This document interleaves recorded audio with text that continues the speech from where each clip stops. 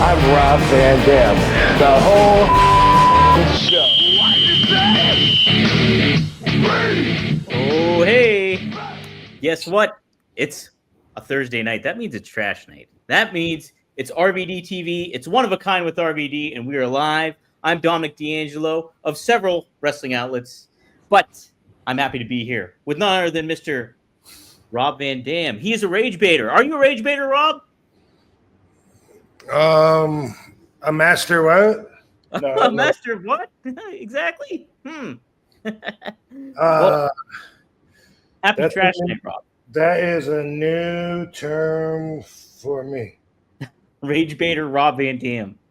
Yeah, no, I noticed. I was like, wow, I'm on the thumbnails of these people's video talking about me, and then it was us. It was like we were like two out of the 4 or 5 that I saw. But anyway,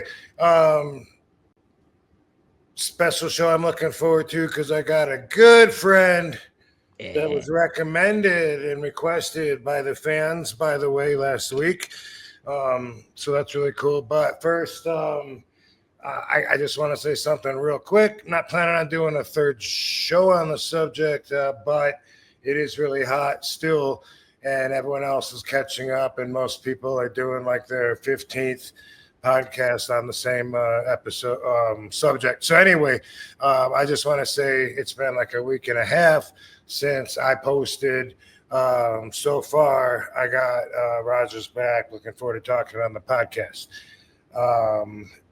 I said on my podcast immediately, first thing I said was that basic thinkers were going to think that I'm saying I'm on Roger's side, which I'm not on Roger's side that they created in their imagination to some conflict that doesn't exist between who and who.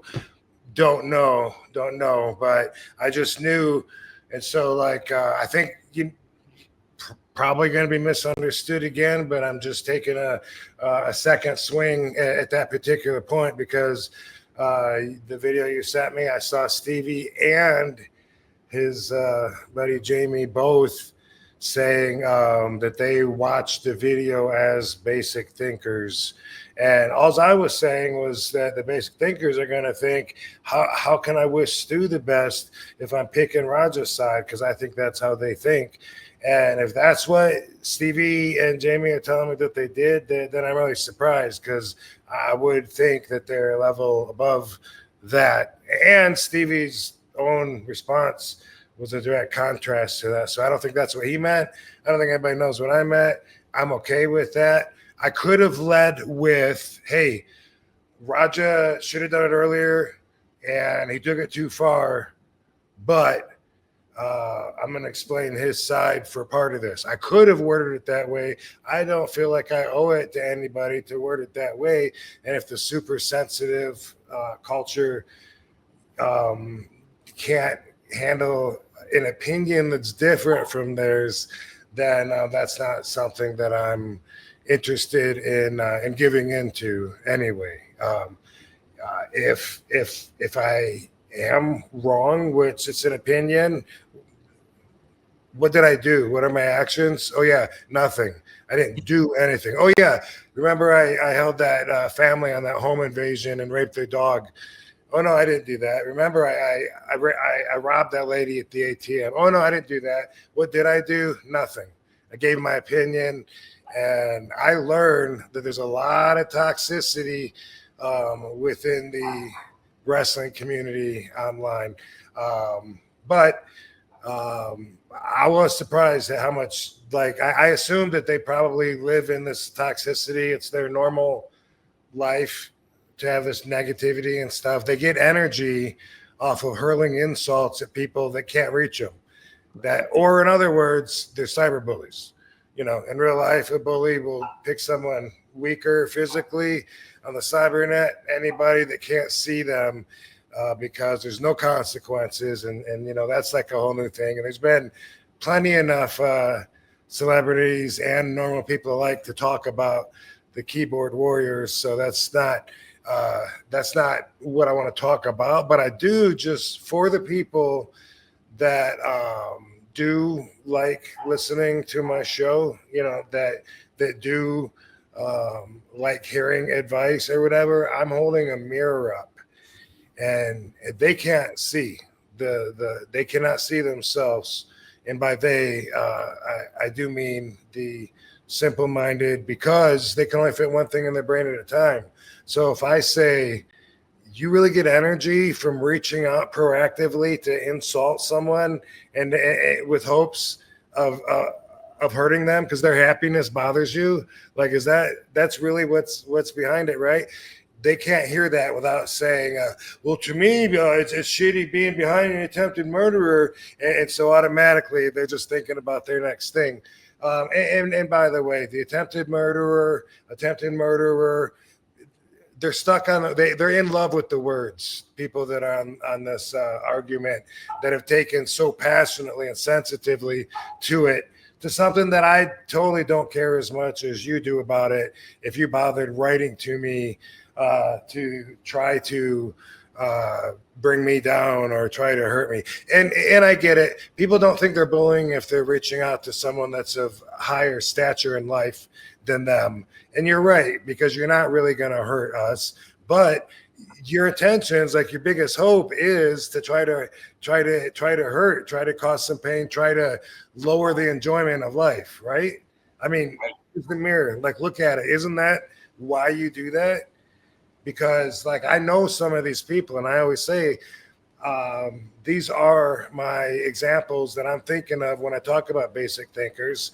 I know a guy that responds to every presidential post with, why don't you kill yourself and make the world a better place? And for those of you that do listen to my podcast, you know that I'm always about putting positive energy out in there. I mean, that's what you're putting out in the universe. That's what you're surrounding yourself with. So that's what you're going to live with. And so anyway, obviously, I wouldn't recommend anybody to get stuck, I guess, into that. I don't know if it's a social groove, maybe, where you don't notice. But when you think about it, like, that's all I know about these people that have written me hate. That's all I know about them. Like, I don't know, like, well, I should listen to that guy. He's a good father, and no, all I know about them is that they spew insults and they get energy from it. And so I'm not going to think too highly of those people. And I know they don't care. But for everybody else, I'm just holding a mirror up. I think it'd be a productive thing to do. In the meantime, no, you're definitely not gonna hurt anybody's feelings. It's real easy for me to just shut you out, and then I don't have the toxicity. But just when you open your mouth and you exude, like, that's negative energy. It's toxicity that people can get, like, wrapped up in. I've had some supporters contacting me saying, dude, you got heat. Maybe you should explain something. I'm like, dude, they're not people of substance. Like, you don't expect me to believe that somebody that's like, dude, I grew up watching you. You've been my favorite wrestler for 30 years. Now you say you got someone's back for so far and you're going to explain their side and you want to talk about it? Fuck that. You're the devil. Like, of course it's not that. In fact, these are the same people that they're in love with the word attempted murder. Wait, you backing an attempted murderer? Like, they got it in their head so much that they're not even looking at the real case. And I wonder how many of those people were surprised when they saw Stu smiling and his face wasn't caved in. Like, do you remember Art's face? Did you ever read the comic book or see the series on the comic book? Art's face is the character, and he tried to kill himself, shot himself in the face, and so he had like a caved in face. Oh, no, Preacher. Oh, I know Preacher. Okay, yeah. Fans know what I'm talking about. Mm-hmm. I think a lot of people expected Stu to look like Art's face when he was done with this, and a lot of their feelings were based on that. And so in their mind, they said, wait, killing's wrong. That was an attempted murder. I saw an attempted murder. I don't really think that Raja wanted to kill him. and I don't care if I get heat for that. By the way, if I'm wrong, I don't mind being wrong either. In the words of the great Nick Patrick, I've been wrong before. I don't know why everyone there thinks that if you're wrong. I read one comment that said, sorry, Rob, I got to disagree with you. You don't owe me an apology. It's okay to disagree with me, and it's okay if I disagree with you.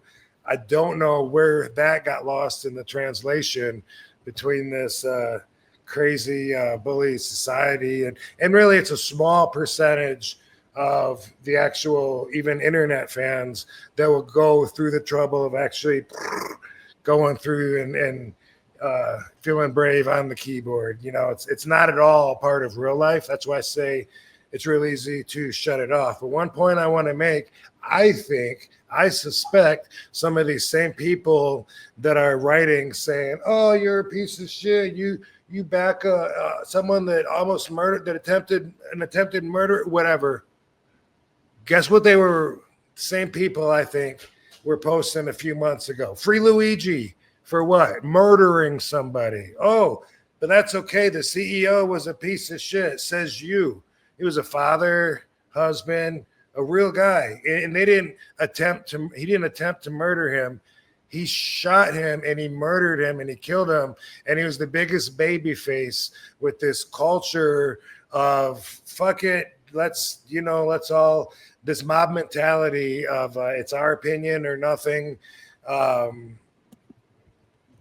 We own the truth, the way we are the judge, jury, and executioner, and boom, we're everything, you know. So anyway, that's my thoughts. I bet some of these same people, definitely the guy I'm thinking of that tells the president, fuck you, why don't you kill yourself? That guy for sure was a Free Luigi guy saying, hey, he murdered somebody, but that murder I'm okay with. But this one where it was an attempted murder when Raja wasn't really trying to kill him. Did he go far enough? Fuck yeah. Could it happen? For sure. It could happen on one punch even. And I'm not saying anything. He definitely went too far. He should have known that could do some serious damage. I don't think that his intention was to actually murder him. And I really don't think most of the people that are even talking about this or thinking about this think that his intent was to actually murder him. If anything, I think maybe he had no end goal in mind. Yeah, you know what I mean? Like boom, I'm gonna get in what I can, see how far it takes it without thinking about the actual end, finish, and consequences. Absolutely. All right. Yeah, I think he just lost it. He's a bit of a mental case. That's it. You know, and you know what he did like could have led to the ultimate bad thing, and it did lead to a bad thing. But yeah, they don't give you the benefit of the doubt after years of what you've shown as not just a wrestler, being like meeting fans in person, what you've done for your friends and everything like that. They don't put any of that into context though. They just want to look at that one tweet and be like, okay, that's how I'm judging Rob now. Yeah, you know what? A lot of people hate me because of weed. A lot of people hate me because of kratom. Or they hate me because of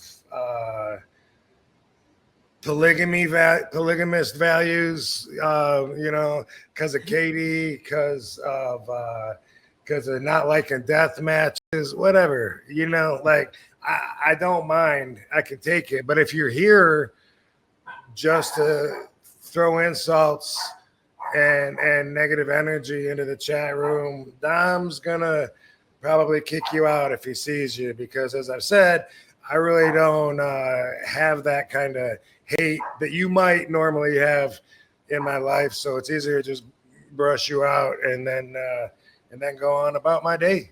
That's it. We could spike him on out of here. But hey, speaking of Spike, boom, our guest today, ECW hardcore legend Spike Dudley. Bring him on. Spike, what's up, man? Nah, too much. How you doing? Good. Thanks for joining us today, brother. I think I got a little bit of the redness out, but I think I improved it a little bit. I think so. I'm not a techno guy. I was like bright red, like right. Ask Stevie Richards' co-host. He thinks we're not techno guys either. Yeah. But Rob, you're dealing with a public. This is what I like. This is why I don't miss any of this crap. If you're out there on the internet in any way, it doesn't matter. You're going to have the haters, not to quote Taylor Swift, but it's true. No matter what, anybody that's on a public forum, there's going to be some assholes that are going to sit there and say crap. And yeah, no, that's for sure. And that everybody that's famous has to deal with that. And, you know, Katie and I both are very open about putting everything out there and being very transparent. So of course we expect it. It doesn't hurt us. right. This thing recently with everyone being so angry over the Raja incident has nothing to do with them. But I guess maybe they don't want the wrestling world that they love to be something different than they want to imagine that it really is. They don't want it to be. They don't want the world to be a place where stuff like that can happen, right? And that's also part of the problem of no more kayfabe. Everything's out in the open. Like, you know, it used to all be secret. You know, when you had an issue with somebody, you dealt with it in a locker room. And I don't know how much you told the story of a certain short wrestler in ECW. You had an issue with him, you dealt with it in the locker room. You don't go out. And I get it. The guy that got beat up probably was not a very good worker, and the guy that was beating him up was not a worker at all. He was a shoot fighter. Mm-hmm. Yeah. It was a stupid combination in front of what, 75 people? It wasn't a lie. What was the point? It doesn't make any sense to me, but I don't want to get involved with all that stuff. But I was thinking about it, I was like, man, whenever we had an issue, it was always dealt with in the locker room. Nobody ever took liberties in the ring. Right. You Right. know? They will accept, like, that's why, like I mentioned the Bob Holly incident, because that's what I think of. And you know, that was and actually here's another one. I mean, you know, here's the thing. I think that definitely as soon as he got hit with the can and people are like, oh, it wasn't even a real can, it was a prop can. None of that matters. Like, I don't know if they know, but man, you're in the dressing room, someone you don't even know comes up, even with a sponge in their hand. If they crack you on top of the head and you don't know them, Right. you're being tested. Right. And if you don't punch them right then or do something, you're telling everybody in there, I'm a pussy, fuck with me, right? I didn't get that whole thing. Was that like I saw like 5 minutes? Yeah. I don't want to get into all Supposedly, The mass transit incident was way better than this. So let's leave it at that. Well, Spike, you told the story with on Briscoe and Bradshaw with PN News and how he tried to take liberties with you. Yeah, that whole thing. Did you hear about that, Rob? I don't think so. Remember when they brought him in? It was in ECW?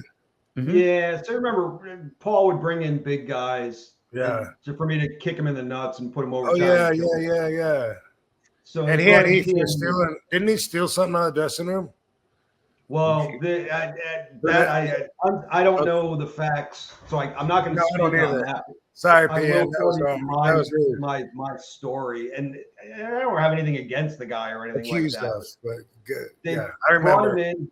Yeah, they brought him in for at the arena for a TV show. You know, he came out and he did his yo baby, and the Philly audience just shit on him, like in a good way. Like he had heat. He hit my music, and the crowd went nuts because they knew I was just going to come in and kick him in the balls and pin him, which is what I did. And then like the week after, we did house shows, and we put in a little bit of time, and we did whatever, like 10 minutes opening or whatever, and he really pounded on me, like not working. And when I came back through the curtain, Paul was there, and Paul looked at me. He was like, "How was he?" And I was like, "He's a little stiff." And I think for me to say that somebody was stiff, especially at that time, he was like, "Yeah, that's fucked up," because I never complained about anything. You know what I mean? So the next night, Paul put him in there with Balls, and he pulled Balls aside and gave him the green light with a chair, and it was like, go for it. And Balls And I don't think Paul even told him anything about me. It was just Paul knew what was going to happen. Yeah. So Paul put the chair over his head in the hole, like, and those were those stiff metal chairs. He put it through his head and collapsed his nose. And that was the last time we saw PN News. Yeah. And I don't even have confirmation of this, but I think it was Paul going, "Hey, you're taking liberties on one of our guys. Here's what happens." And Yeah. So in All Japan Pro Wrestling, these guys, what's their name? The Blackhearts. Okay, so David Heath and the other guy. I can't remember who the other guy is. David Heath and David was was cool. The other guy got so much heat. He was Luna's ex-husband. Okay. You're not Gangrel was Gangrel, according to this guy, Gangrel stole Luna from him. Oh, okay. He said one day, he suspected them when he was married to her. He suspected Gangrel, his best friend, of banging his wife. And so he said one day he left to go to work, but he only went a few blocks and he waited. And he said he came back and he walked in the house and he said he caught them and got his ass beat. Tom Nash. Thank you. Yeah. Okay. So Tom got so much heat for both of them on an All Japan trip, and just nonstop running his mouth. You know, everyone was just so tired of him, and he said everything. Always said the wrong thing. You know, thought it was funny to call me Von Dum. He goes, "Hey, Von Dum. Hey," you know, and he was super annoying. He said something to Del Wilkes, the Patriot. Said, "Hey, Del, are the Mounties in North Carolina still dickheads?" And he was like, "Why?" I think he said, "I'm a Mountie." I think he was a Mountie, if I'm not mistaken. Him or his friends, but I think he said he was. And it was one of those, like, you know, like, you just put your fucking foot in your mouth. There was like awkward silence. And he said something. Well, I know most of those cops can be dicks, you know. I'm sure some of them are cool, trying to back out of it. Stan got pissed. And it's not the kind of thing where you're going to walk back there and give a receipt right away. You get cracked in the head, physical, sure, you know, right then. Yeah. But sometimes someone's got heat, and then when you got them in the ring, you kind of expect they're going to get, you know, they got something coming. Yeah. But this one was brutal. Because they were so annoying. And Stan beat both of their asses with a chair. Both of them, he cracked their heads so hard that because they had the mask on, nylon mask or whatever, but you could see it looked like somebody took a can of tomato paste and just busted them on the head like Stu did with that beer can. Like they had blood, both of them, and they were not. You know, he was so stiff that Stan even felt a little bad afterwards. But that's an example of where, like, sometimes I am used to seeing sometimes it's going to get settled in the ring if it's lined up already, and that's, you know, and it's not appropriate or it doesn't happen before, then it's not like you're going to let it go. I mean, let's say for some reason two guys are going to fight. They don't get a chance or whatever, but they're working each other tonight. They're not going to probably just forget about it and have a professional match until they get a chance to fight in the back, you know? Guys, enter the room dick first. Big Dick Dudley dick first. Blue Chew isn't just a tablet, it's a cheat code for your crotch. Stronger, harder, longer lasting, like someone gave your downstairs a pep talk and a gym membership. Blue Chew is the original brand offering chewable tablets for better sex. Guys, this isn't about performance, this is about legacy or third legacy. Give our group chat something to talk about. You know, when you lay it down, they're talking about how it gets up. Nothing makes you more of a legend than a little Blue Chew. Discover your options at BlueChew.com. And we got a special deal for our listeners. As always, get your first month of Blue Chew free. Free. Just use promo code RVD at checkout and pay $5 for shipping. That's it. Join Blue Chew's Mission to upgrade humanity one thrust at a time. Head to BlueChew.com for details and safety info. And big thanks to Blue Chew for sponsoring One of a Kind with RVD. Right. And when you bring up that Bob Holly thing, I think I blame The Office because they egged that on. Like putting Bob against Renee in the opening match, like after an overnight. That was overseas, wasn't it? It was in like England or something. I don't remember that, but it was a tag match with Suzuki and maybe Charles Haas, maybe. No. That I totally remember that because we were all sitting at the curtain waiting what was happening. But we flew overseas to like England, and on the ride over, it was like everybody was talking about it, stirring it up, and then Johnny Ace, he books the match, Bob Holly against Renee, and the opener is 1-on-1. And I remember, crystal clear. Bob walks up to him and he's just like, "You better fight back," and then just starts pounding on him. And Renee,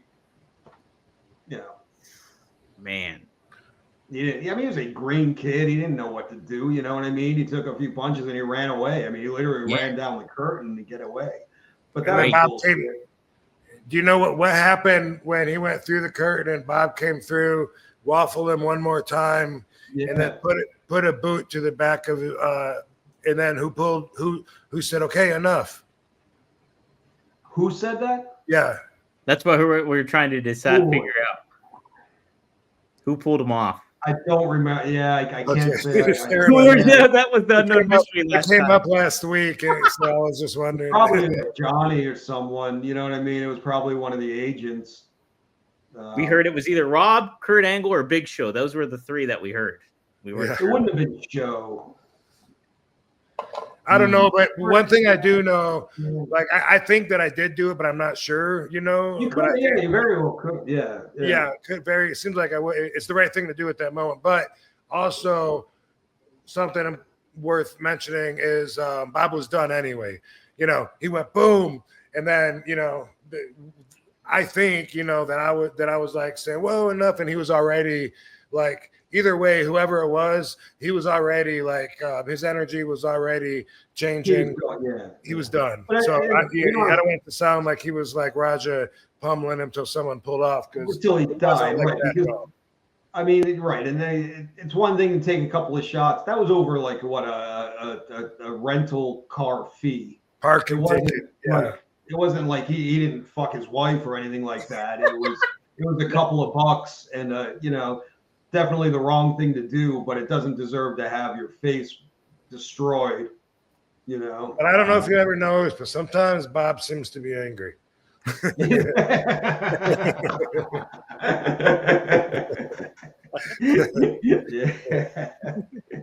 I liked it, but yeah, you're right. He was had a little bit of a chip on the shoulder, I guess you'd say.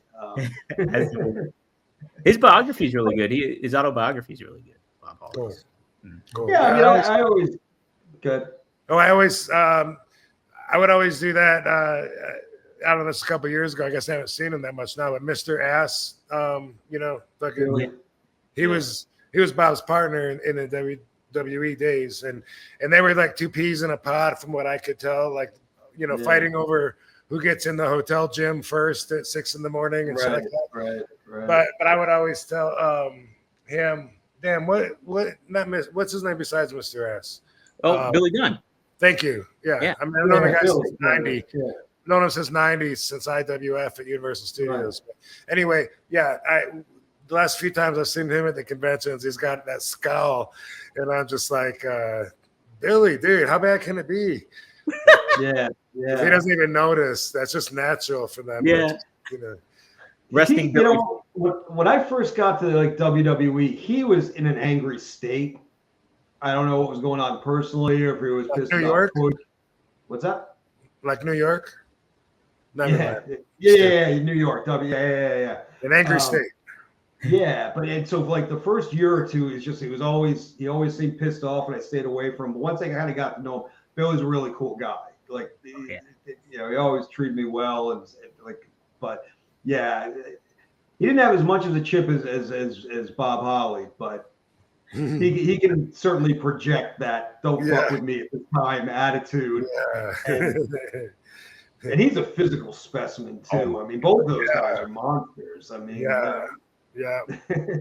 I always talk about that. Like Billy's like pushing 60, right? And he's still jacked. Yeah, he's in the best shape out of him. I mean, next to Brian Cage, I think he's got the next. I don't even know who else there, but yeah, he's amazing. He's fucking amazing and inspirational. Absolutely. Yeah, definitely. The hell of an athlete. Oh, if you want it so bad, it's possible. That's it. We do got some super chats. Maddie, who's a regular here. Thank you, Maddie. He's got the Australian $2. He says, Spike, memories of working with Bam Bam and Mike Awesome. I know you talked about this a couple of times, both with Chris Van Vliet and Briscoe Bradshaw, but you said how much you liked working with both those guys, right? Yeah, well, Bam Bam taught me a lot. Mm-hmm. He was kind of like my first program with ECW, so my first real program. And he taught me how to work as a little guy and a big guy. And obviously, he put me over with the throw and all that stuff. So that put me on the map. Yeah, and he was fun. And Mike Awesome was just Rob, where we saw each other. We're telling stories how huge that guy was, how athletic he was. Like for a guy that size, his balance, his coordination, his strength was just off the charts. And it was really fun working with him at ECW because he could do so much with me. Like, and I think Rob, you might have been out with a knee thing when we had that program. I don't know if you were there. Like, were you? I don't know if you were. My ankle, actually, yeah. The ankle, yeah. When Rhino broke my ankle. Yeah, but like he used to do things like throw me on it over his shoulder and then walk backwards, literally to the top rope. Yeah, I love that. And then power bomb me off, and it's like you're terrified. Like, please don't trip, don't fall, don't stumble. But he always took care of me. He was a lot of fun because that was the epitome of the big guy, little guy thing. Sure. And he always took care of me. I mean, he always the one thing about. But yeah, I can take the bumps, but because I was so small, guys could always place me perfectly. But you know what I mean? Like they never dropped me on my head as an accident because they couldn't carry me. You know, it was like 140 pounds. It was easy to throw. You know, so yeah, they were both were really fun to work with. I learned so much from Bam Bam, and he was also the lightest guy I ever worked with. Like I never felt a thing with him. Right. Yeah, and Rob, I gotta say, you were probably the stiffest guy I worked with, in a good way. You could take it too, but did I ever tell you? I was just thinking, me and Bam Bam worked snug with each other. He wasn't. You definitely did. It was both. Well, when you did that dive on him, like into the 14th row, that was amazing. Hi, Katie. How you doing? What's up, Katie? Hey. How's it going? Good. Good. But Rob, you'll appreciate that. I don't know if you remember, we worked. It was ECW, and it was like the 4-day loops, and I had you every night. And it was just like, oh, like after the third night, I was like, shit. And the fourth night, are you fucking kidding me? And but we were in like Hampton, New Hampshire, Hampton Beach, and before the show, believe it or not, we were in a car. Smizzing, and all of a sudden the cop knocks on the door. I don't know if you remember this, and it was like you, me, Guido, maybe Sab. I forget who was there, but I know the three of us were there. Yeah, God, we rolls down the window. It's like the smoke and all that stuff. What are you guys doing? It's like, well, we're just waiting for the show, and it's what's under your leg. And I had a bottle I was spitting. I was dipping. And I was like, that's just my spitter. And he's like, well, what's in your other leg? And I had a second bottle of spit. And I was like, well, that's just my other spitter. And while I had like the bowl and stuff, I'm sitting out on my ass. And he's like, okay, well, just be careful. And he walked away. He didn't bust us or anything like that. But and then you went in and beat the shit out of me. They arrested me. No, I did. I'll be honest. I enjoyed working with you. I like the physicality. They were very physical, those matches. Yeah. Oh yeah. It was cool. In fact, I remember. I don't know if you remember this. We did like a TV show with WWE when we got there, and you were like apologizing to me because they wanted a squash match, and you felt so bad. You came up to me and you were like, "It's only me 4 minutes, and I got to get my shit in, not by your choice, but by the office choice." And you were like, and I was like, "Dude, I don't give a shit. Like, I'm working you up on TV. Like, I don't care about doing the job." But I never. You were so humble, like, dude. I know we can tear it up and all that, but it's WWE. They want to squash, and you felt so bad when we were going over it. And I was like, dude, it's okay. It's okay. You can certainly squash Spike Dudley. It's not a problem. Yeah, when we had time though, we used to have the crowds hooked. I remember that. Yeah, we had some fun. It was fun. Lots of crowds in the crowd. Yeah. One of my good. I was just gonna say, I told you this when I saw you recently in we were in New York, right? Or Boston. Yeah, Boston. In Boston. Everything non-drink. That's Yeah. But one of my favorite Spike Dudley moments was when Paul held Paul held a meeting, and I think this was the same meeting that, like, he told me in Sabu, I'm gonna call a meeting. I'm gonna say everyone needs to be there, but you two don't need to be there. So then we're not there, and so that people, you know, that we already have heat with, that we've been working with, busting up, like the Eliminators and Dudley's like, what the fuck? Where's Sabu and Van Dam? And we come in a few minutes, you know, later on, smelling like smoke and stuff. Like, you guys are still doing it? You still having this meeting? But at the Greyhound track, right? In Boston. That's where it was. Yeah, that was in Boston too, right? Yeah. But he's telling a speech, trying to get the morale up with the boys, because I don't know what they're complaining about. Who knows? There's some tension. Some of the guys that have been there for a while, we're not getting the push as like we're getting the TV. So like the Axl Rottens and things like that, instead of being at the top, they were on the undercard. And I think that was what the issue was. Was there guys that were kind of going, where's my, and I'm not calling out Axl, but I think that was the issue, was there was guys going, how come I'm not getting the push? Right. And then Normal, ECW, everybody got a push, right? I mean, normal stuff, I guess, that any promotion would deal with, right? Yeah. Like, hey, I'm not getting used, right? You know, all the egos. Anyway, but Paul was telling a story about a young man that had been there for a while, that was working really hard, and that was like so happy to be there. And he said that he came up to him and said, "I have a job." And he was like, you've never forgotten that one.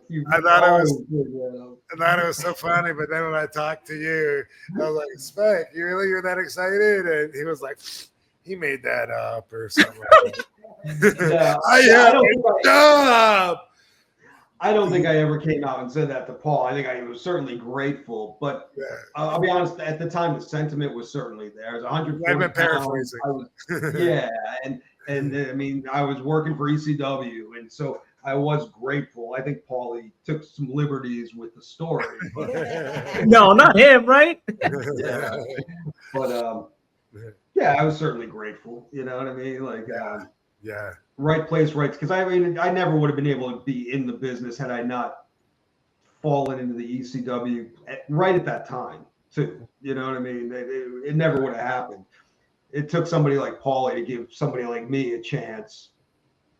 Although nowadays you would be a lot closer, I think, to like the average size wrestler as far as that goes.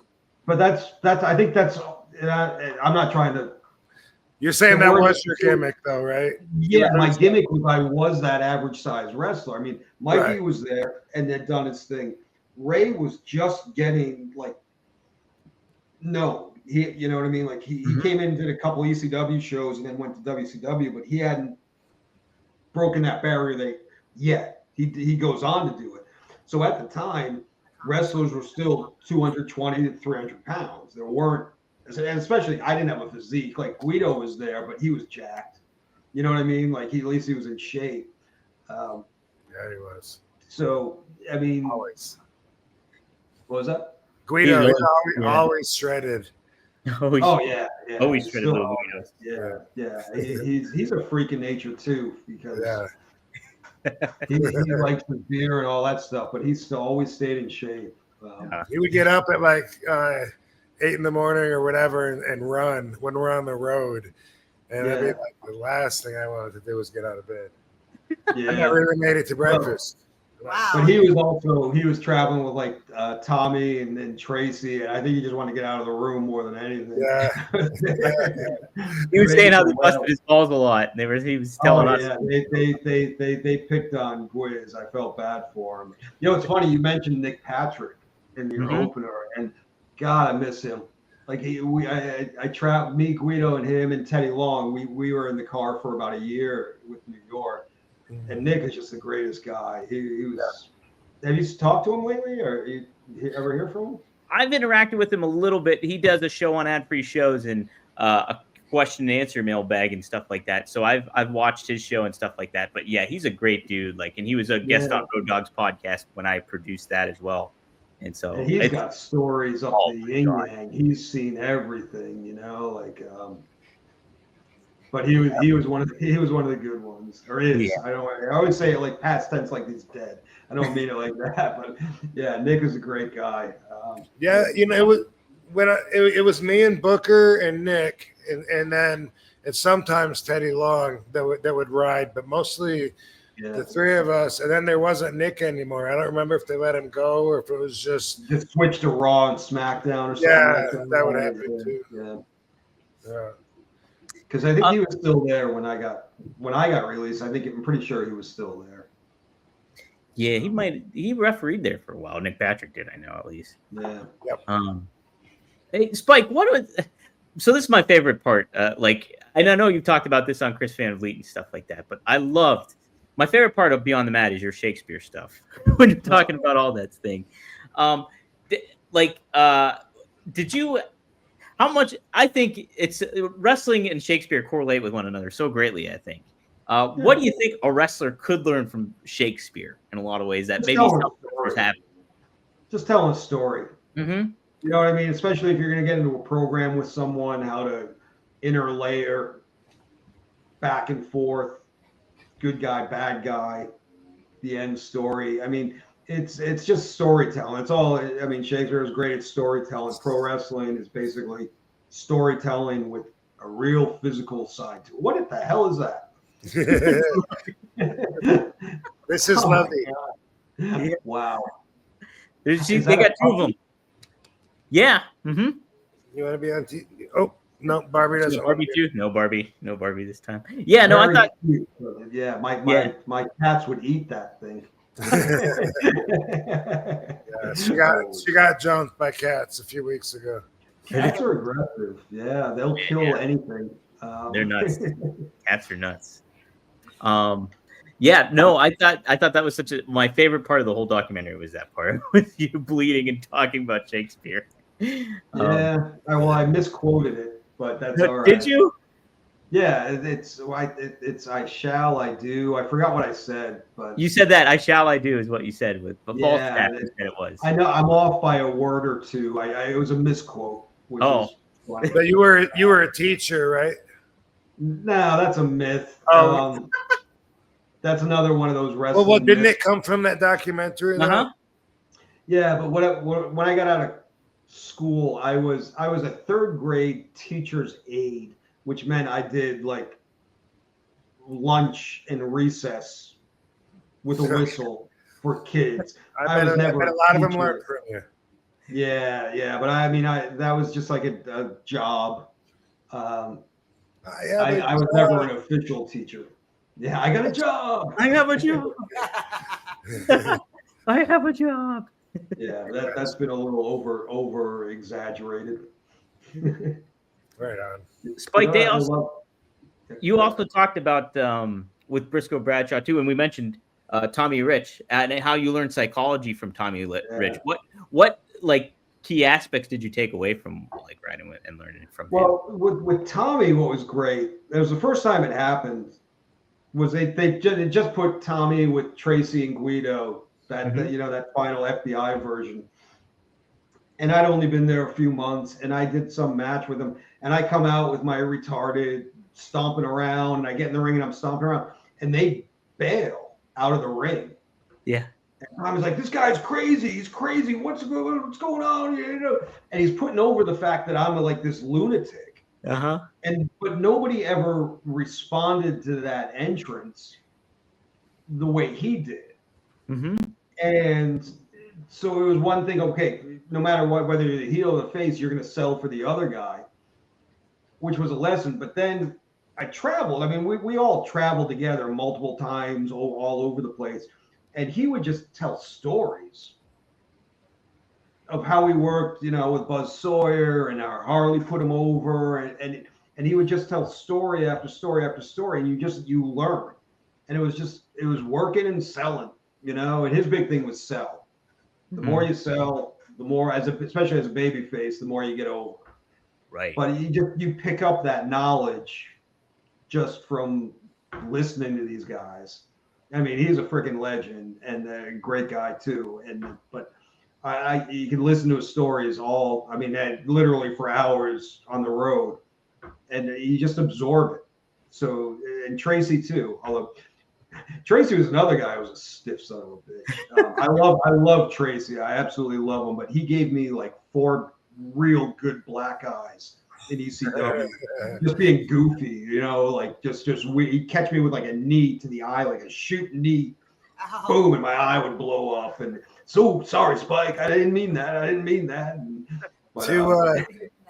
Two things that Tracy used to say to me all the time after I worked him the first time at an indie show, like for the rest of our lives, he would always say 2 things. One of them was, You changed, right? I've been in easier street fights.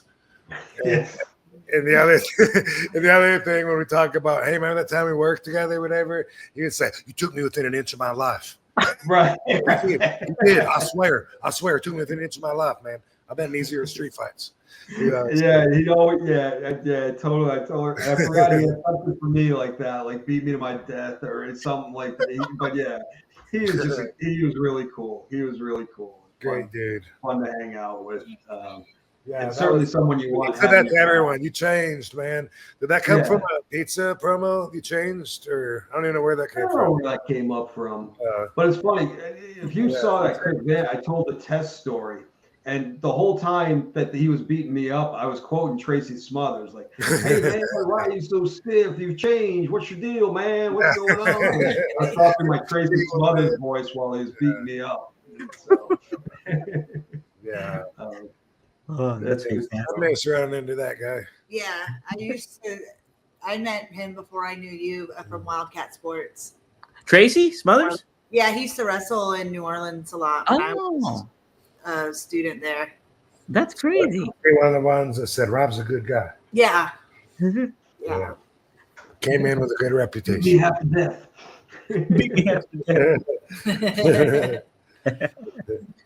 We had another the artwork back there, by the way, Rob. I know, with Sabu. That stuff's awesome. We should have loved the artist. We had a little post-it note on the table for a long time. Someone gave that to us in New Orleans. Oh, wow. Yeah. When I finally post it, I'll plug the artist. But yeah, it's such a cool gift, and the painting really captures Sabu's energy. Well, let's take a look. Look at that. That's awesome looking. That's really, really good. Dang. That is in the office. The one that the wrestler gave us. Oh yeah, Sam Shaw. He Yeah. on WWE, or he's Dexter Loomis. Yeah, he made us a really cool Sabu one. I'll show you. Oh, nice. Well, I'll tell you this. It's a Rob Sabu story. I'm sure you don't even remember it, Rob, but when Sabu was doing his run with Taz, I was a Green Pea. I'd only been there a few months. And, they teased it. They never touched each other for like 6 months. Right. So I wrestled like an opening match with Taz. Taz chokes me out, and he lays me on a table, and he's like, "That's my prey." And as he's talking on the mic, Sabu comes in from behind, slides into the ring, hops over the top rope, puts me through the table because I'm laid out there. Mhm. But when he did it, he smashed my face. Oh, And like my lip was busted. I took like 14 stitches. My lip, like I was just destroyed because Taz had put a flag over me, so I couldn't even see like when it was coming. Oh, So he just came out, and like 2 or 3 weeks later, we did a match. It was me and Mikey against you and Sabu.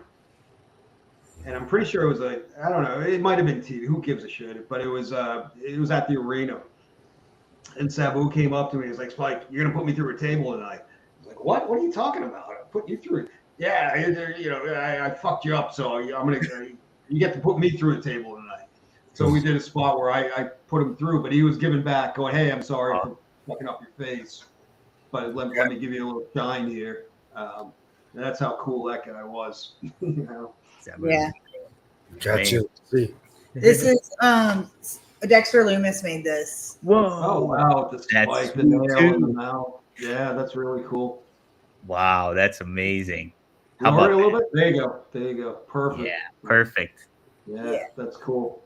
That looks amazing. Dang. Yeah. Shout out This to is the Dexter. original one. He's gonna Wow. send us a copy, but then we saw him at a signing. Oh, that's great. That's Yeah. great. Couple more super chats here. Alex, thanks for the $2. my middle This is- name. Oh, is it? Yes, sir. My whole life. Wow, your whole life. Spike, any good memories or stories of Booker T? Yeah, golfing on the road with Booker. You're a golfer? When I was on the road, I started. I used to like to play. I never got good at it, but Book was always looking for somebody to play with. So you'd land and you go and you shoot 9 holes, smoke a couple blunts and all of that, and yeah, I had some fun with Booker. Got along with him really, really well. He had to put me over on TV for some reason. He probably had heat or something like that. But I don't know. It was like a 5-minute match on what was the one Sunday Night Heat. Oh, But he had to do the job for me, and he had no problem. Like he was totally cool about it. But I know it was like kind of The Office, probably spanking him for something. I don't really know the politics, but totally cool, no issues. But yeah, I had a few road trips with him, and he was always great. And he always, again, shared knowledge, talked, treated me well. He could putt and chip like nobody you've ever seen. His short game is just insane. But yeah, Booker is a good guy, really good guy. One of the guys you like. It's funny. The ECW relationships were like family bonds and all that. And the WWE, it was kind of like it was hit or miss because there was so much politics and shit like that. right. But Booker was one of the good guys. Like he was one of the guys you could trust, take his word for. So appreciated that. Booker's always great. Yeah. Did you go golf sometimes with Coach and Yeah. David? Yeah. In fact, one of the best times I ever had, we were in Australia, and a bunch of us went out. So I know Booker was there, but it was like Big Show, Undertaker, Chavo, like there was like 10 of us, and it was I think it was Perth, Australia, which is on the west side, and so there's a beautiful golf course, but there's a cliff that's like 400 feet down, and then the ocean. And there are all of these signs and all of like wherever there were like bushes, it was like if you lose a ball, do not go for it. There are poisonous snakes everywhere, and it was crazy. But yeah, Coach was another good guy. I liked him too. He was fun to hang out with. I know when I would ride with Book, he would always love talking smack to the whole golf gang because. He learned from playing a video game, and then I think, if I'm not mistaken, I think he's had two hole-in-ones. Holy right? He probably has. I know he built a course in his home. Wow, Like really? He's got 3 holes. It's short, but to practice on it, like his putting and pitching. Yeah. And he's got 3 holes, and if it's the same property, but he used to tell me about that. But yeah, he says that, but he practiced. Like he played a lot. You got to put time into golf to get good at it, and so he put his time in. He's also an athlete, so I mean, any good athlete can master. Oh, I just swung at that whatever Top golf. Yeah, Top Golf. You know where you swing, That's fun. Driving the ball. That's as far as I got. I can't imagine trying to aim it at a fucking flag a few hundred yards away. Yeah, fuck that. Well, it's like hitting it as hard as you can to go as far as you can is one thing, but then trying to control it, you only have to go 30 yards. Right. That's where that's the. It's funny you said Top Golf. Vicky and I, we took the kids to Top Golf a couple of weeks ago, and it was a lot of fun. And I mean, the whole routine of it was cool because you get the video games, so you pick the video game to go in with it. Man, that's fantastic. I know Top Golf is a blast, like doing all that kind of stuff. I love mini golf. Getting hammered playing mini golf is a blast. I like mini golf. That's what I like. With the putt shit. Yeah, like putting, like in Florida, like where they'd have the real gimmicky kind of. Oh yeah, you can't beat that. That was fun. Pull some Happy Gilmore stuff on. Right, Happy Gilmore stuff going down. What's wrong with you, clown? I'm gonna kill you. Go to your home. There's probably some cool places here in Vegas. Yeah, there's a place called Swingers where it's putt putting. Oh, nice. Yeah. Heck yeah. It'll be fun one day. Yeah. Hey, Spike, you said too. You obviously took English and stuff in college, and you did some writing and stuff. Do you ever have aspirations to like write a book or do anything to that effect, creative wise? My wife's been telling me for years to write a book. Mm-hmm. And it's hard. I've started a couple of times. Part of it is like a lot of the stories. I don't want to, like, there are stories. It's not meant for the public. You're right. Like right. A little bit of kayfabe. Yeah. I'd like to. It's just, it's so hard because if I were to write a book, that's all I would have to do. Like to write for like 4 weeks. Because I can't, I've tried, you start, you stop, you know, and it's tough to go back. I mean, I guess somewhere in there, yeah, it'd be kind of cool to do it. I mean, everybody's got cool stories. Everybody's story is unique, and everybody's stories are interesting. You know, like how you got there, what you did, and everybody's got their behind-the-scenes stories that are cool. I think any wrestler that's done anything in the business could write a book, and it would be interesting. You know, if done well. Because everybody's stories are cool. I mean, you learn like I best friends with Guido, and I just like a year or two ago I heard a podcast where he was talking about how he broke in. I think it was actually with Briscoe and Bradshaw. And Bradshaw.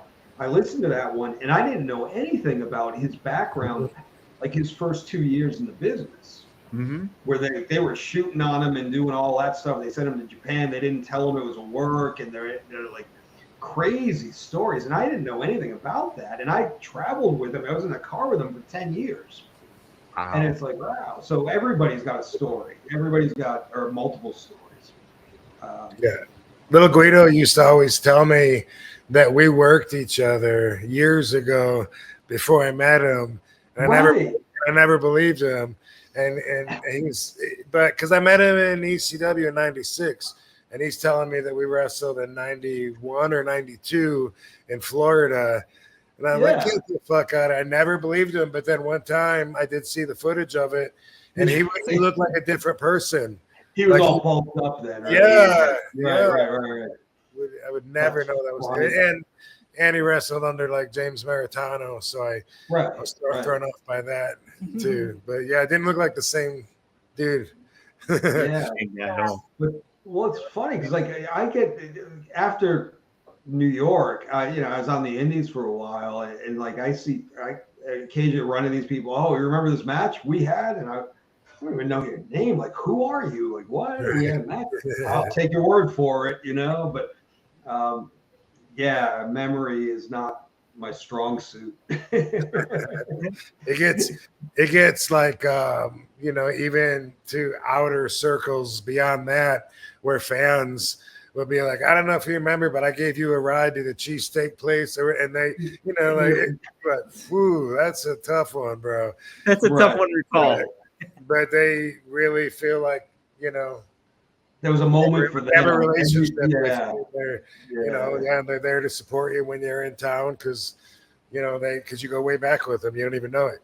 Right. That's it. Well, that was fun, especially in ECW. You go town to town, and there was always like that crew of fans that would take care of you. Yeah, and they so many people have told me, I gave you and Sabu a ride from the airport. I don't know if you remember me. Hey, how you doing? That's how right. Good to see you again. Yeah. But I remember when we go up to Michigan, and there was a family or something that we'd always like. It'd be like a barbecue at the place every time we went up there. I can't remember. Devon would know, but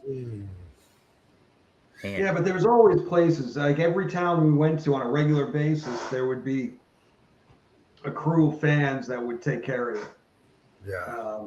Which is pretty cool, especially with ECW. It was very cool. Oh yeah. Yeah, you'd hear the stories about Owen Hart, and when he'd travel around and he'd have fans that he would just stay with to save money. Sure. Yeah. Isn't there stories about Mick? Mick did the same thing. Mick did the same thing too. Like Airbnb. Right. Early on, Airbnb. Yeah. Yeah. That's one way to do it. That's it. Well, it is fascinating though. Like you can Janetti. Hitchhiking. We'll hitchhike but with bands, like get them to take him hitchhike booking to the next booking in another city.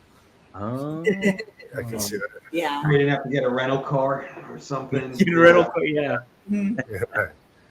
But what I think is too fascinating, Spike, you were saying it, like everybody's got their own stories and stuff like that. But it's so neat too in wrestling how they all intertwine with one another. Like Rob has the story about obviously getting with Ted DiBiase doing the boot kiss and stuff like that. And then didn't you do the Cauliflower Alley thing with Ted and he introduced you around with people? Yeah, well, that was before I was even in ECW when they were doing the Beyond the Mat. Yeah. I'd been training for like a year or two, and Barry Blaustein came up and filmed it, and he was filming the kids at the school, training, and he took a shine to me, and so he said, hey, let me bring you down to LA to my place. I was in like the San Francisco Hayward area. So he flew me down, and I didn't know this was happening. We go there, and all of a sudden he introduced, hey, here's Ted DiBiase. Holy shit. Now I'm like a year into the business, and like never had a match, or I've had like 2 matches. It's like, wow. And Barry brought like videos of a couple of my matches, and he shows them to Ted, and Ted was like all impressed. And we spent the day just hanging out. Ted's telling me stories and all of that. And then we went to the Cauliflower Alley, and he introduced me to, like Stan Hansen and Luke Thez and all of those guys. But cool. It's funny because I don't even think Ted, I ran into him a few years later. I don't think he even remembered it, to be honest with you. But it was a big moment for me. Yeah. Yeah. I think that's such neat stuff too. Yeah. And even crossover, like you and Lou Thez, like who would imagine that connection ever happening, right? And it happens. Well, those Cauliflower Alleys, like everybody was there. Like Antonio Inoki was there, or like anybody that was from the 50s, 60s. That's when the Cauliflower Alley was running strong, and it was it was a big meeting, or whatever, their Hall of Fame thing, and there was a lot of the guys there, and it's pretty impressive. What business was much different during their days than our days. So everybody's ear was banged up. They all had cauliflower ears. So that used to be a membership card. That was the membership card, right? Synchronistically, RVD got awarded the Luthez belt at last year, I think. Last year or the year before at the It might have been the year before because last year I can't remember who won, but yeah, you were there, I know. But was on the wall right Yeah, it's there. right Do you remember Yeah. when we'd go to, I think it was Waltham, Mass, and Walter Killer Kowalski was always there. Yeah. And, he'd do a little lesson in the ring beforehand. Yep. And he was really old at the time, and he was cool and stuff. But I'll never forget this. He was showing guys how to do something, like how to drop his knee, and he totally like farted like really loud as he was dropping the knee, and he no-sold it, and we're all kind of like busting and acting like. He used to. He probably did this with everybody, but when he would have his fans, when I was in WWE, backstage, he would bring them over to introduce them, and he would always say I was the best. This guy is the best wrestler here, and he always put me over real strong. And I always wondered if he knew that I was the same kid that visited him in '89 at his school, because I wasn't Rob Van Dam yet, and I had short blonde hair, was probably 50 pounds lighter or so. And I always wondered if he knew, because I probably didn't make that much of an impression, but I visited his school, and he was super cool to me then. He picked me up from the airport, took me to the hotel, picked me up again, took me to the school, took me back to the airport, like himself, legend. Before you like hooked up with Sabu and Sheik? What's that? Was this before you hooked up with like Sabu and Sheik? It was. My plan. Wow. My plan was to save up enough money to somehow move to Boston and attend his school. And I was bagging groceries, saving money up. And that's how I met a wrestler, Tom, and found out about the Sheik, who was 45 minutes from my parents, so I wouldn't have to worry about trying to survive in Boston. And the one thing that was cool was that Sheik and Kowalski both got trained by the same guy. Oh wow! Oh, I didn't know that. Yeah, Bert Ruby trained them both, so it's kind of like I'm a descendant of that same. What a treat! Yeah, that's Dude, wild. that's freaking sweet. Yeah. One thing I remember Kowalski that made me laugh. When I was there visiting, I was totally a mark. You know what I mean? Yeah. I wanted to. I mean, I had rented VHS tapes that said the secrets of pro wrestling, and me and my buddies would play around, and we did the kickboxing shows. We did the choreographed wrestling. So I knew some stuff, but I definitely wasn't, around the business at all. And while we're watching the guys in the ring work out and stuff, Walter came over to me and wham, and he did a stomp on my foot. And I looked at it, and I just looked at him, and it was like Stu saying, "You're not gonna sell." I had no idea what he wanted me to do. It was like, and he made it. It was embarrassing because he stomped on my foot, and I didn't react. And then he said something, about, "Well, what are you doing? You're not even wrestling. Get your mind in it." Whatever it was, I was embarrassed. It's so funny. I grew up in Rhode Island, and he's from the Boston area, and it might have been the early mid '80s. It was only a regular TV. You only got like 11 a.m. Saturday morning wrestling. And it was always WWE, and then he started this thing on like PBS. It was called Bedlam from Boston or something. It was his promotion, and it was at like a TV studio with like 50 people. And he was way old, and he was so old, like he would wear a mask because he couldn't wear his toupee. Oh my god! Okay. So when he wrestled, he put a mask on, and I remember like the big match was him against Dominic DeNucci, and they're both like 75 years old, and it was just like even at, like I was like 10, and I'm going, this is horrible. But take away from what he did for the business, but that's my first memory of Killer Kowalski was putting the hood on because he couldn't, he's doing the promo. He didn't want to lose the toupee. And then he put the mask on. Amazing. Yeah, it's funny. And the neat thing is Dominic DeNucci trained Shane Douglas and Mick Yeah. Foley. Yeah, it was out in Pittsburgh. Yeah. Yep. One other thing I got to throw in before we move on from Kowalski, because he was consistent with this one. He'd say, "How do you feel?" You know, and I'd be like, "I'm good." How do you feel? He'd say, "With my fingers." Right. I got it from him. Yeah, that's My fingers. Right. He's got that line. He never lets it go. Hey, bro. He was like a full-time vegetarian, and he never drank or did anything like No, that.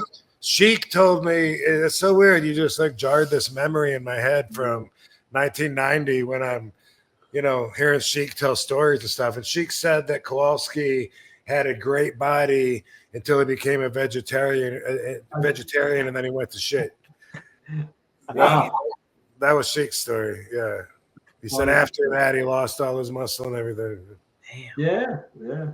I didn't know. Yeah, I didn't know how long, but I'd heard that he was very health conscious, diet conscious, and all of that.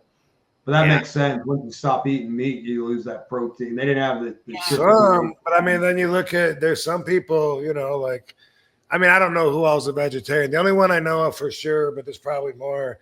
But Austin Aries, like he stayed jacked. Oh, that's right. Yeah. There's like other protein substitutes now that they probably didn't have back then.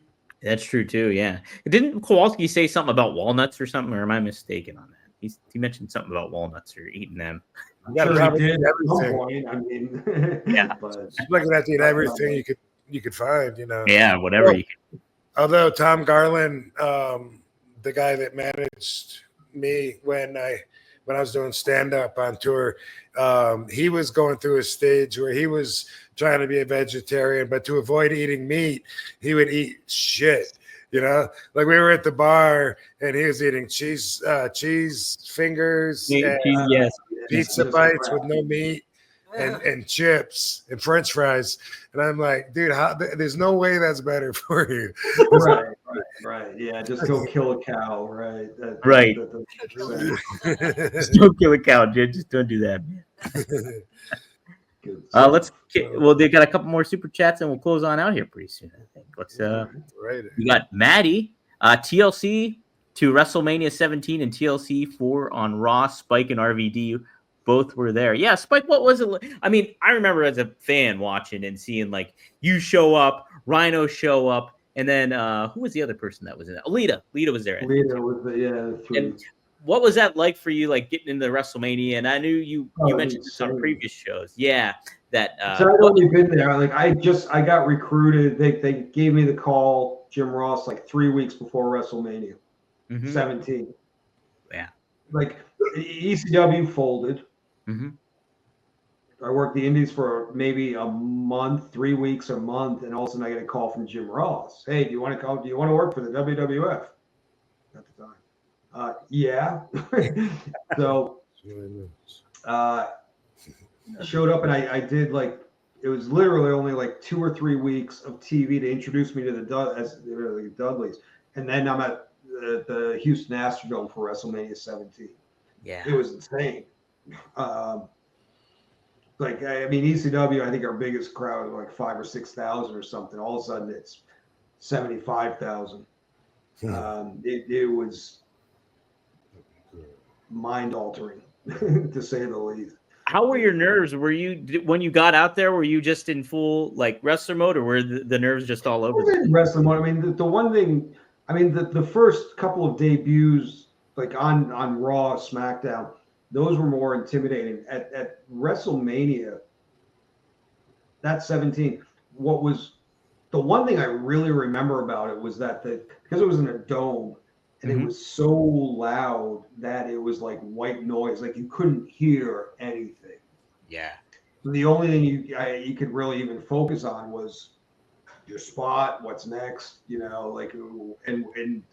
but even when you're in the ring, talking, you couldn't hear anybody. It was just literally, I felt deaf. And I just did a run in, took a couple shots, got a bump in, and then got smashed through by Jeff Hardy. Like Yeah. it was relatively. I mean, I took some bumps, but it was relatively easy. But it was, it was pretty invigorating, I guess is the word. I don't know. Yeah. Were you there for 17, Rob? I'm I sorry. don't think so. I mean, they said I was there in the question, but I thought WrestleMania 18 was my first. I thought that was your first one too, Rob. I thought that I'm gonna look here real quick. Yeah, I can't don't remember 17 if I was there, so I don't think so. I'm not seeing. No, I'm not seeing you on there, Rob. Yeah, because I when I don't think wrestled you were. I Regal, think they brought you in like a little bit after that. I kind of Okay. remember that. okay. Because it was like one at a time. They were picking us off, but they wanted to do the thing with me and the Dudleys, Rhino with Edge and Christian, and obviously Lita was already there with the Hardys. Right. They wanted to do that three-way, which is why I think I got the call up for TLC. So that was Yeah. probably 2000. This was 2001. 2000. Yeah. And then, so you must arrive later in the year then, because I think the invasion stuff started happening later on in the year. Mhm. Probably so.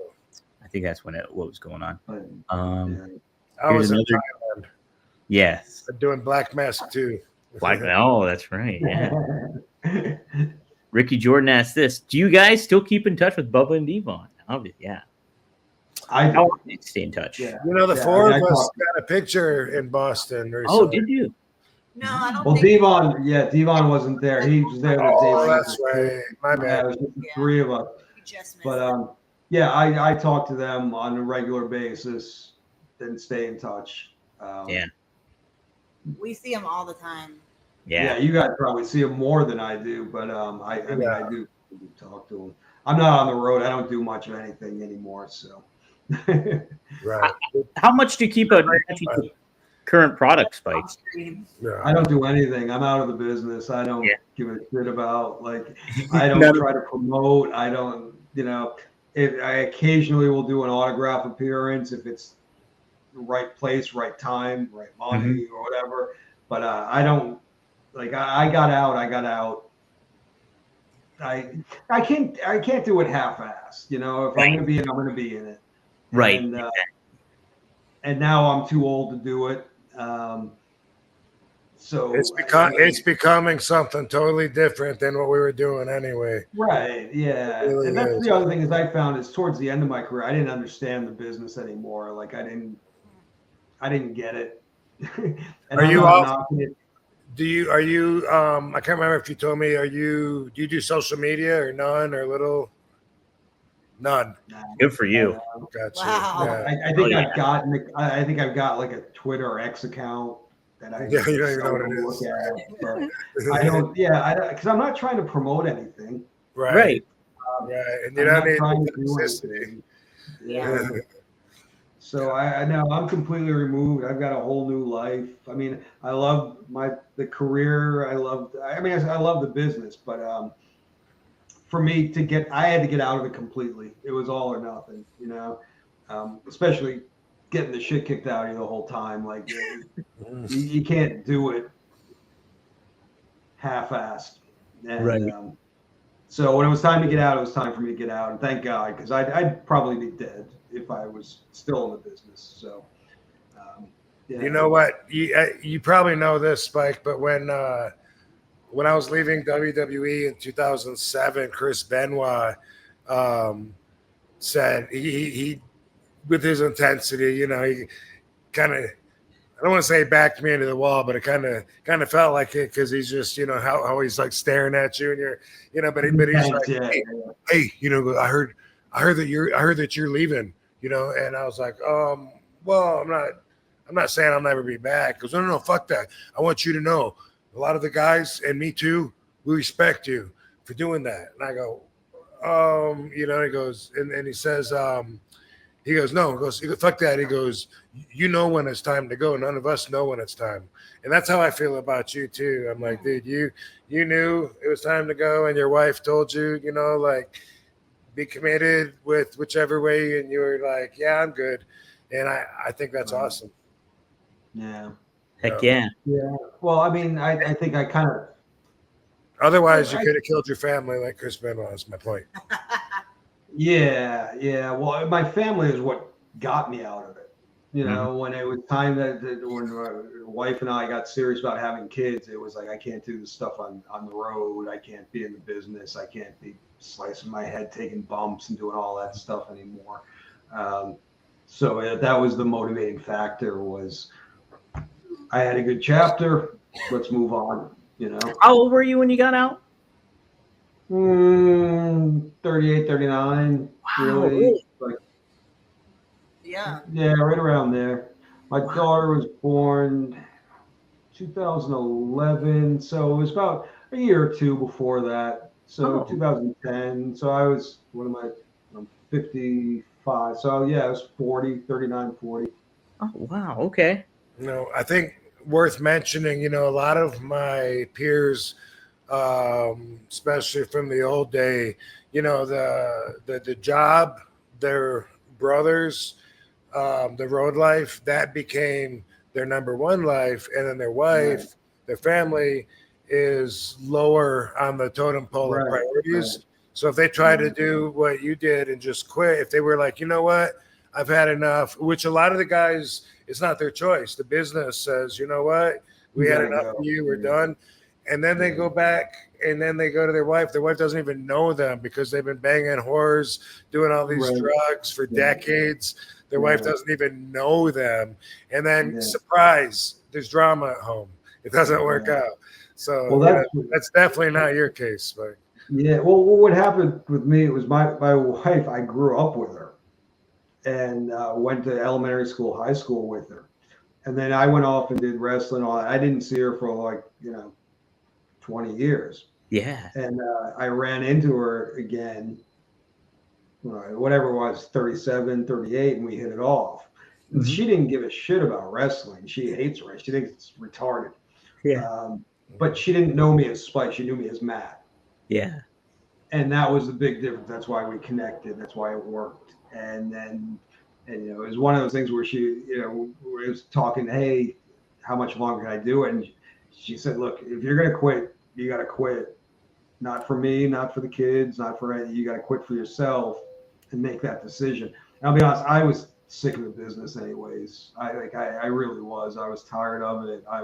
Really wasn't making much money. I was doing stupid shit on indie shows for stupid reasons. It was time to go. It was just like, I had my fun. Let's move on. Next chapter. So that's it. And it's so tough for talent to do that and things like that. You break away from it, and you see everybody wants to come back here. They retire. They really don't retire. And then it's chasing the dragon, constantly chasing. For you to break away from it and just be like, all right, I'm done. Clean slate. Where it's over. It's commendable for sure. Yeah, it worked for me. You know what I mean? I don't know. So I'm happy and life is good. And as I got a nice career, I'm very happy, but I also got a thing going here that's awesome. Wife's awesome. Kids are awesome. Whole new, just being normal. I mean, not normal, but 9 to 5 is so different after the 20 years on the road that it's an adventure in itself. Yeah. Playing, Leave It to Beaver. It's a different world, but it's relaxing. It's mellow. I'm not getting hit over the head with chairs. I'm not throwing off balconies. Nothing like that. Yeah, and all the travel. It was time. It worked out well for me. That's awesome. That's great. Yeah. Got a couple more super chats and we'll close it out here. All right. Alex again, thanks for $2. Harlem Heat versus the Dudleys. Who's winning? I gotta go with the Dudleys. I'm sorry. You got it. It's my 2 cents. I want to see that. I want to see that match because Bubba's always ribbing. No, sorry, Booker's always ribbing Bubba about the ECW tag belts not counting. Right. Yeah, they've got a good feud going, but I'd have to go with the Dudleys. I like it. Rob, who are you going with? I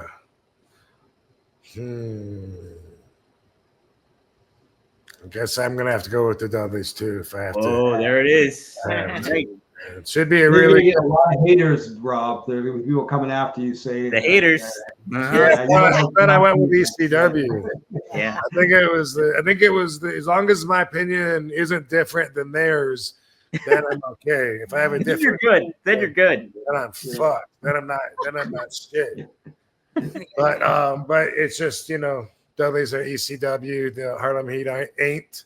So that was what it came down to. But they're all my boys. Heck yeah. Heck yeah. All of them. Hey, we got a $20 one here. Willie Mills. Thanks, brother. Thank you guys for all the crazy stuff you did for our enjoyment. I hope you all are happy and are at peace with your lives. God bless. What a pleasant message. Thank you. Yes. What a sweet message. That's a very nice. Why would you want to send out insults to people and get energy from hoping? Yeah, that's positive energy. That's positive. Let's keep them going. Yeah. Keep them cooking. Hey, by the way, I want to make sure and spit this out. That dude Doug Malo. Yes. I'm really glad to see him come forward from the ugly situation as I think he's like the baby face of everything now. Yeah. He's the guy. He's the one who broke it up. He's the one who broke He's the guy that broke it up. And then even after that, especially after he cooled down his head a little bit, all his interviews, he just seems like a really cool, likable guy. He seems level-headed. And I think that, definitely this is like his most brightest so far shine that he's had. And I'm glad, it's good for him. Seems like a good dude. Heck yeah. Yeah, it definitely does. Shout out to him. Frankie always asks a good question. Thanks for $2. Were you guys tight with Raven in ECW? I mean, I always got along with him. And Raven had a big thing to do with the Dudley gimmick. He was the creator of the Dudley gimmick. Yeah. Glad you brought that up, dude. I was going to ask you, and I forgot. I had heard way back in the day, and this must have been from Sabu, and I know it was, that the gimmick with the Dudleys was that they all had the same. Wait, I thought that they had the same mom, and she was a rat, and she fucked a bunch of the boys, and that's where the Dudleys came from. But I think I heard it the other way around. It was the same father. Everybody had different mothers. Okay. So the father went around banging everyone. Wait, you guys aren't brothers? Oh, yeah, we are. Oh, okay. Step brothers. Oh. But different moms, same dad. And so the dad was like an indie wrestler? Something like that, yeah. I don't really know. That's what my old impression. Getting rats pregnant? Yeah. Okay. So Raven came up with it from the movie Slapshot. Yeah. The Hanson brothers, who had the glasses, the three goons, the three brothers that were just goons. But that's what the Dudley Boyz were based on. And that, it was like 4 years before I got there. But then it just became one Dudley after another. But yeah, Raven was always cool with me. He had a great mind for it. And I worked a program with him at TNA, actually a little bit at WWE. And yeah, he was a good guy. He was, he's unique, I would say, a unique personality. Absolutely. Yeah, it was cool. I always got along. Do you work with him, Rob? I didn't. Yeah, I mean, I didn't know him super well back then in the ECW days. To me, I was always under the impression that the fans loved him and that he was like the ECW poster boy when I got there. That's what it seemed like, and I didn't get it. I'd never been around, what's the word, his style with a G, like not goth. Grunge. Yeah, I'd never been around grunge. I didn't understand what it was, so I was confused. Like, what? I don't know why he's laying down in the corner. I liked it when he had Beulah and Sandman's kid. No, what's the girl? Come on, I want to lay you. Oh yeah. I was like, yeah, but he helped find her too. Come on, I want to lay you from the strip club, and he was always bringing talent in. It seemed like. Yeah, whatever the gimmick was, it worked in ECW. Yeah. When it got to WWE, and I've heard this was like Vince didn't understand it either, and Vince was like, What I don't get it. Which is why he never really got much of a push. Because Vince didn't understand the whole Raven thing. Seemed like the fans loved him though. It was awesome. Yeah. Yeah, and he, by the way, his documentary, which is coming out soon, is on the same platform as the Sabu documentary, which is coming out September 15th. Cool. Yeah, it's called Kinema it's like cinema with a K. And so I'm in that too in Ravens. I don't remember what I did, but I think I did an interview or something. And you know, around the world, I've worked with him in different countries and stuff for indie shows and stuff. I've always gotten along with him. Raven's great. Yeah.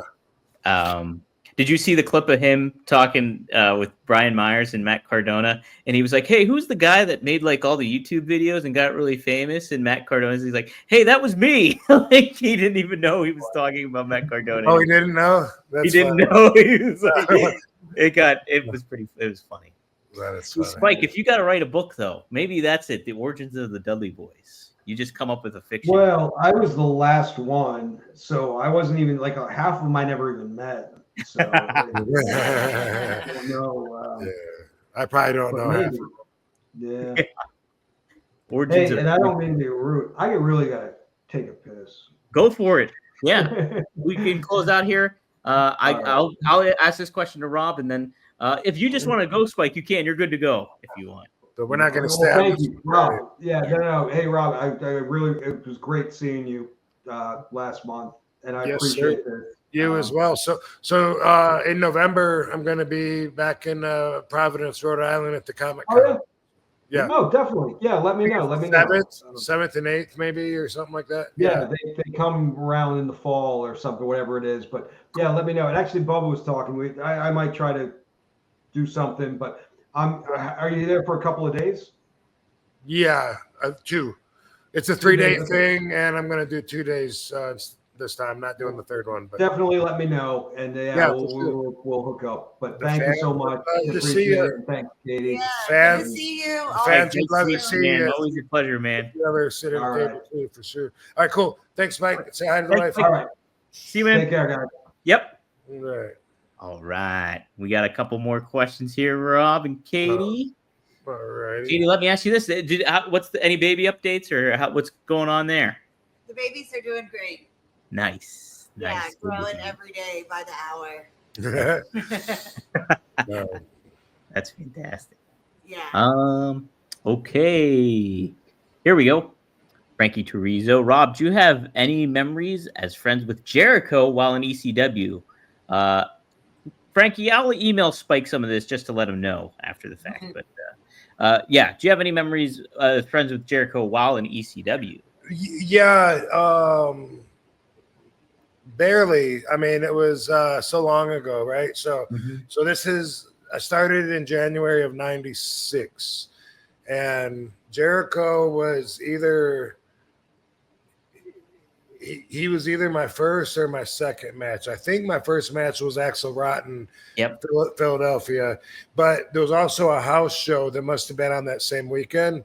And it was the last show at the in Queens at the Lost Battalion Center. Oh, so I wrestled Chris there, and then actually, you know what? We could have been a tag team against the Eliminators, possibly one or the other. But that was the first time I had worked with them, and I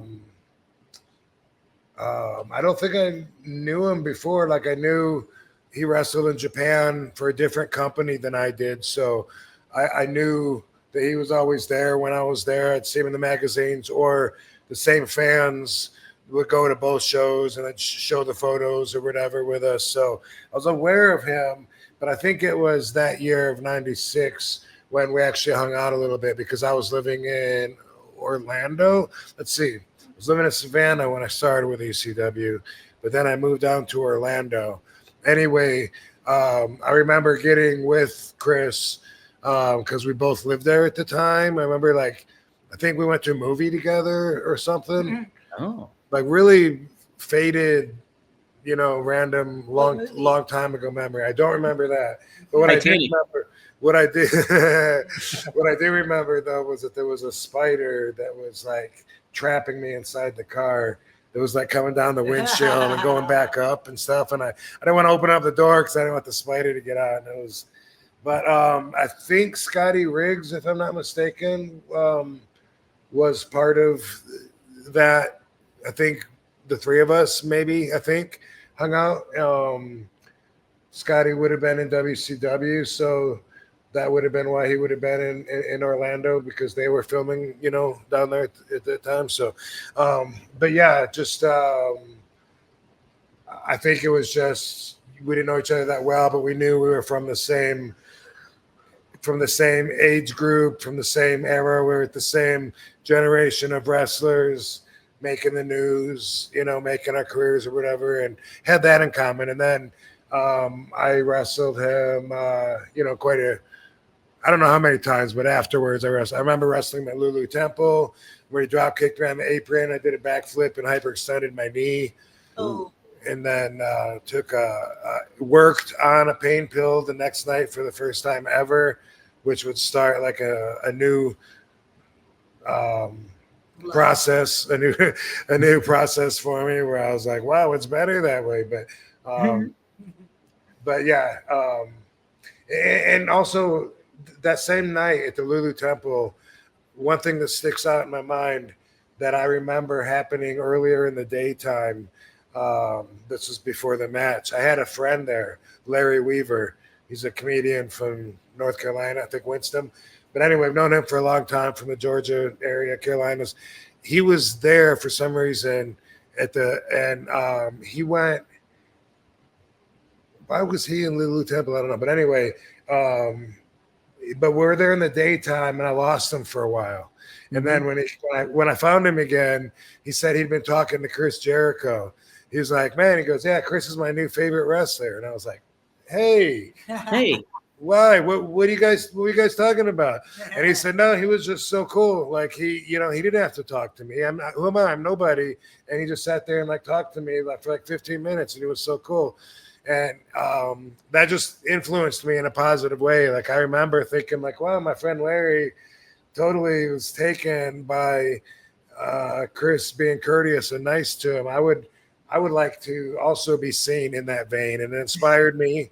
That and almost the exact same thing happening with The Rock and a janitor in Detroit, where I saw The Rock talking to this janitor at Cobo Hall, just like he was someone that he knew, like one of the boys. And those two things I remember inspired me to want to be seen as a positive energy person, Wow. I don't know how much I thought about it before that, Mm-hmm. But those definitely made me think wow, I would like for people to say those nice things about me. That's really cool. So, wow. What a neat way to be influenced. That's pretty sweet. Yeah. That's really cool. Man, what a great story. Holy smokes. Yeah. Jeez. Let's see. Okay, JTF Music, thank you for the $5. Okay, let me see if I'll break this down. What is the most logical worldview? Everything from nothing / non-life, made life, or intelligent design or create? Oh, everything from nothing comes from nothing, made life, or intelligent designer creator. Much love and respect to everyone. So do you think, what is the most logical worldview? Everything comes from nothing and non-life? Or I agree. Not for me. For me, it's intelligent design creator. Mm-hmm. Thank you, Willie Mills. He's leaving, and he was tipping good. Thank you, Willie Mills. We're leaving too in a minute here, so have a great night.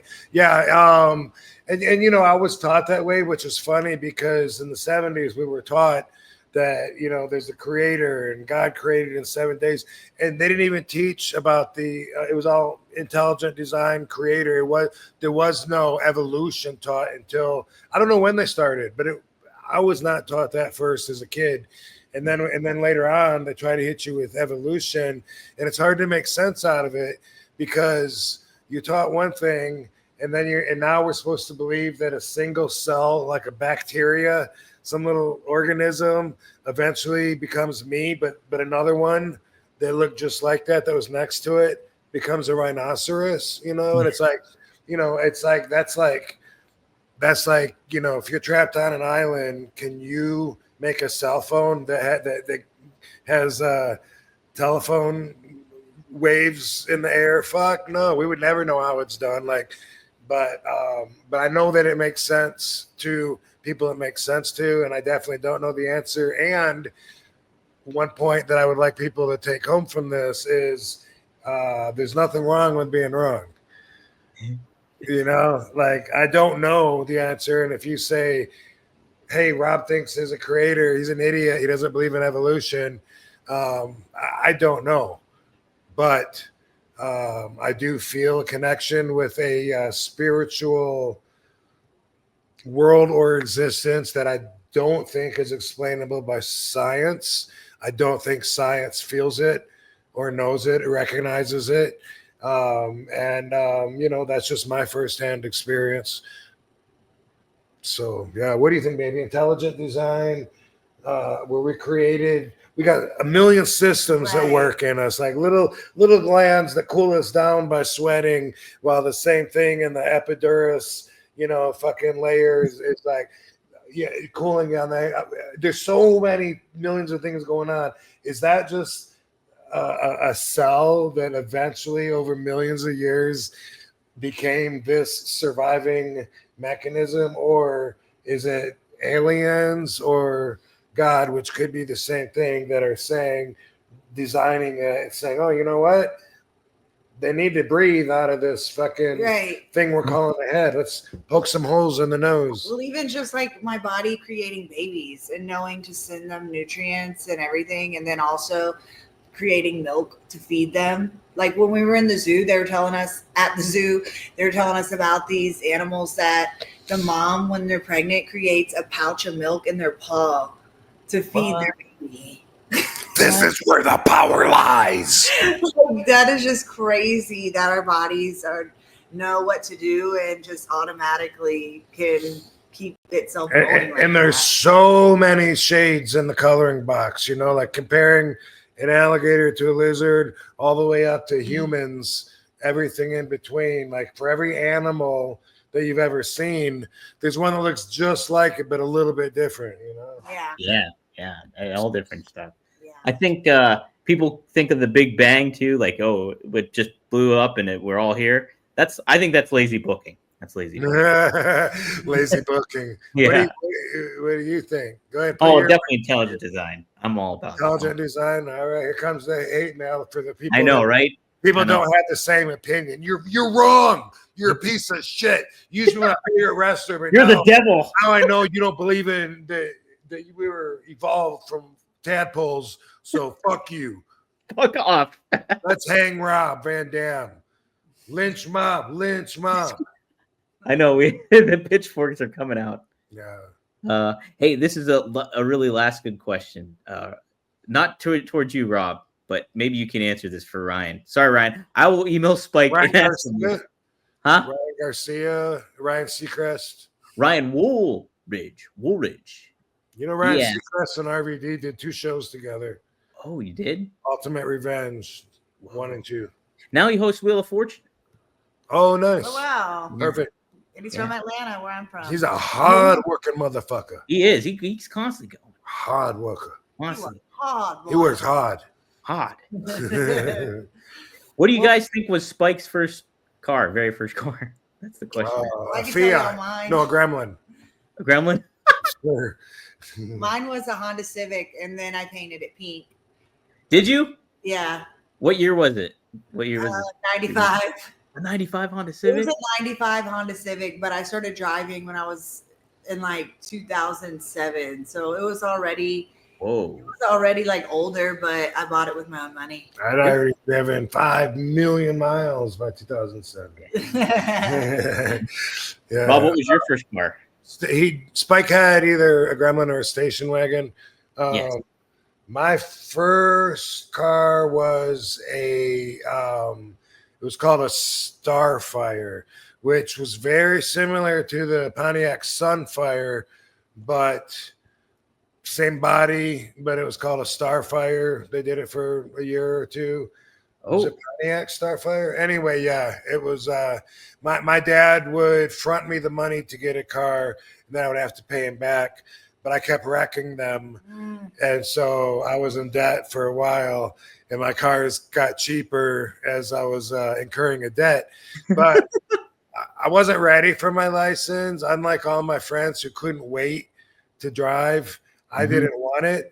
I didn't want to drive. I hated practicing driving because my mom would make me so nervous because she'd be in the passenger seat going, like she would oversell shit. And I was like, I don't want to do this. And so I was 17 when I actually got my license. And it was like mom and dad saying, well, you got to have a license so you can have so you can drive to work, so you can have a fucking job, you know?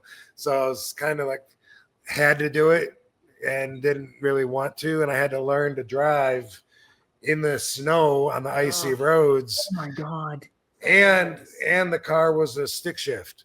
Oh So it was really hard while I'm trying to go through the gears and hit the clutch and the brake and sliding and trying not to hit the car or slide off the road. It was a motherfucker. And I was off the road all day, every day, pushing my car back on. Motherfucker. Yeah. And I wrecked it. I wrecked the Starfire, and then I got a Skyhawk, which has the same body. Wrecked that a few times. Oh my God. Got I've never been in a Cutlass wreck. Sierra. I wrecked that one. Knock on wood. Ford LTD. I wrecked that one, but that one was with a deer. That one wasn't my fault, but it fucked it up.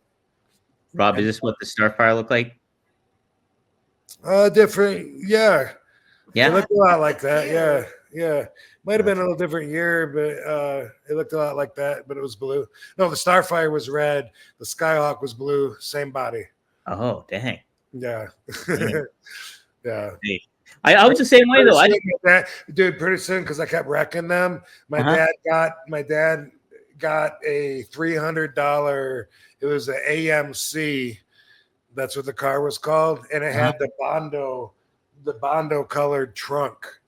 So I was so embarrassed, and at the time, I don't know if I was kicked off the bus, probably, but I was driving to school, and I would park like across the street, so like everybody knew that was my car right across the street, and it was like rusty. And then like Ryan Vanderwall would come through with the bright cherry red sports car, vroom, showing off because he had a rich family and got all the girls, and I'd be like, I hope nobody sees me walk to my car. You like closing it in. Yeah. Right, yeah. Yeah, because I still owed him for the last 4 cars. I don't blame him, knowing the bigger picture. That's it. it. The car I never wrecked, I think, is the AMC. Did I wreck the Mustang? Oh my God, of course I wrecked the Mustang. Oh, man. I'm glad you made it through all this alive. Yeah, I used to just think, like, what's the big deal? I'm in a car accident. Like, I didn't think I could get hurt. I never got hurt with any of them, but I would fuck the cars up and be like, oh, well, gotta get a new one. Yeah, whoops. Luckily, no one got hurt. But yeah, I mean, I don't know if you've ever been in a really bad snowstorm. Like, there's been several. I would hate to drive in that. Oh my God, you can only see a few feet in front of you, and the tracks that you're trying to follow are covered almost instantly, and you don't want to follow them off a cliff anyway. So you got to try and do it. That's part of just living in Michigan. The worst situation I drove in was the last time we were in Florida for Hogan's funeral, and then I could only see like inches in front of me. Oh, heavy rain. Yeah. That's what More than rain. It was like hurricane. But it wasn't snow. Yeah.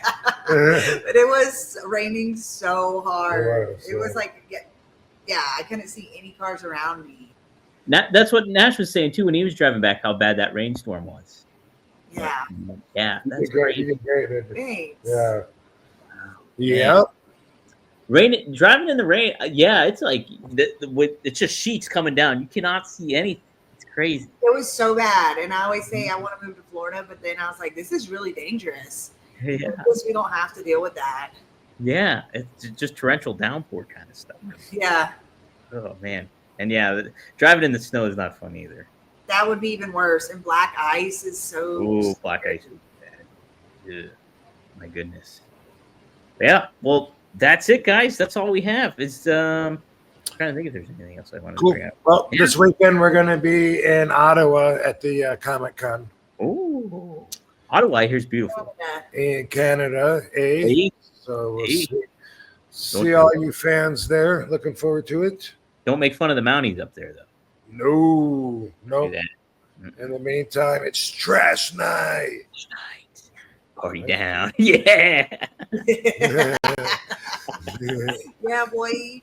Yeah, boy. All right. Hey, live chat. Thank everybody for tuning in. Maddie, the Thanks, Jim, the y'all. Junior. Cool. Thanks, Van Dam fam. Yes. We'll see you guys next week here Yeah, on good, One of a good. Kind with RVD and KT. All right. Let's do it. Thank you, Spike Dudley. I have a job. I have a job.